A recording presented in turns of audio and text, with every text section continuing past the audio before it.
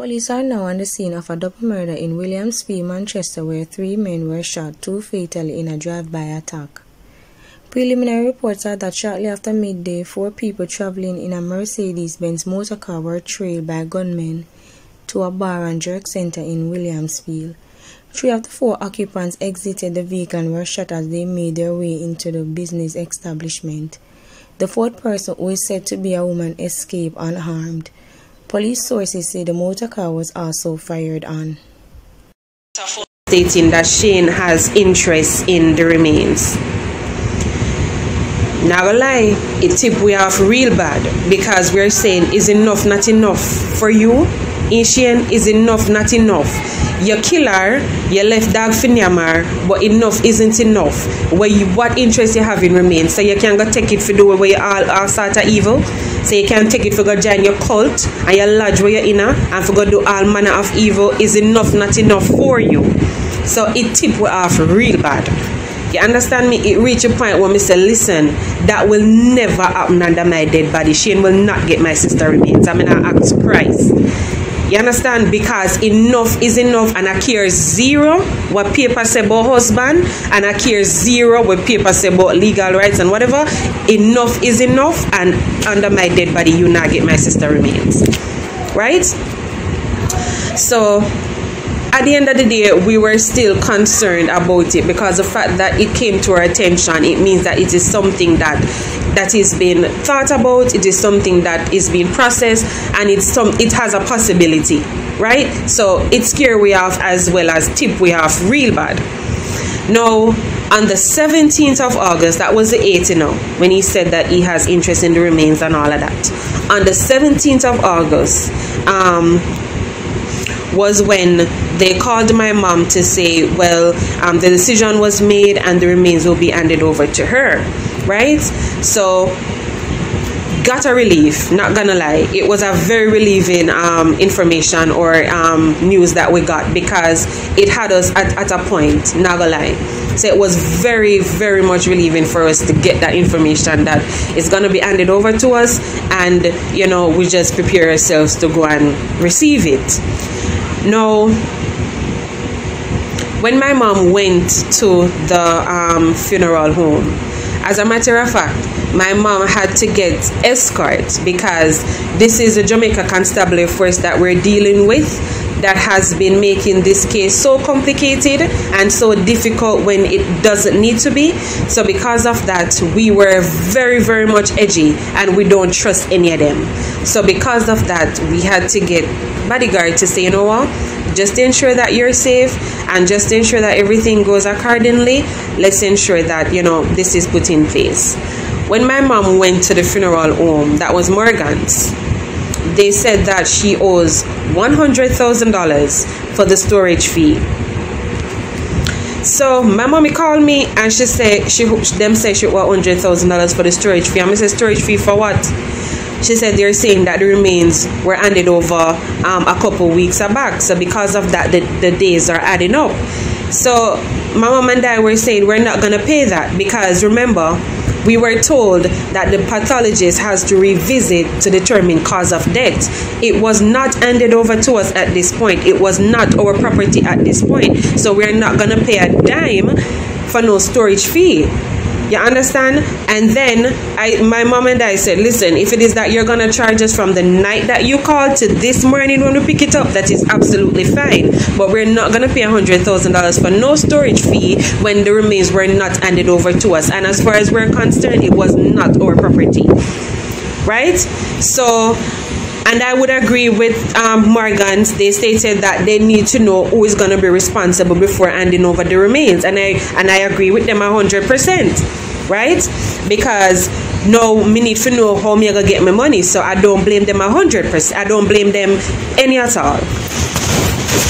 So we're there. My mom was there, edgy, give her paper for sign. She signed paper, did it edgy, all the works. Then they stated that she would have to come back because they're going to go in a meeting and a decision has to be made on who is going to be responsible to pay the money.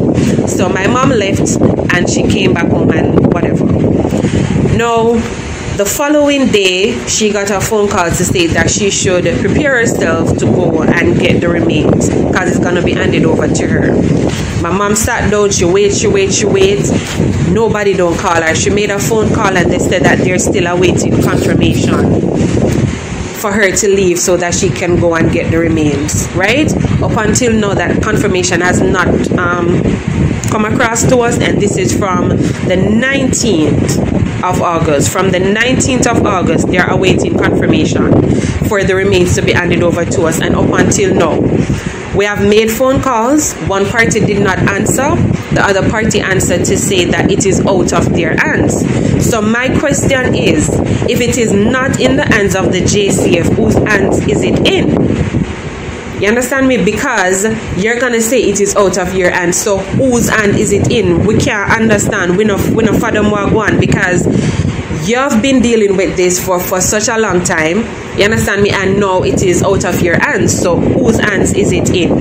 The story is not adding up. The story is not adding up, and it does not make any sense. And there's so many loopholes. There is so many loopholes, and no one seemed to care. No one seemed to understand what this family have got through and what they put this family through. You understand me? All they're doing is bringing us around in circles. You understand? All they're doing is bringing us around in circles because no one is saying anything to us. We're just getting bits and pieces of information. We're sitting down waiting, and no one is reaching out to say, okay, this is the latest, this is what's gonna happen, and this is what we're gonna be doing moving forward.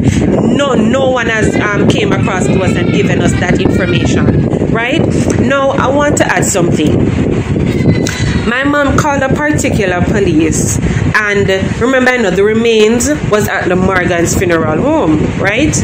When my mom called this police officer for him to hand the remains over to us, he stated that my mom should meet him at Archer's funeral home, right? So my mom said, Archer's? He says, yes.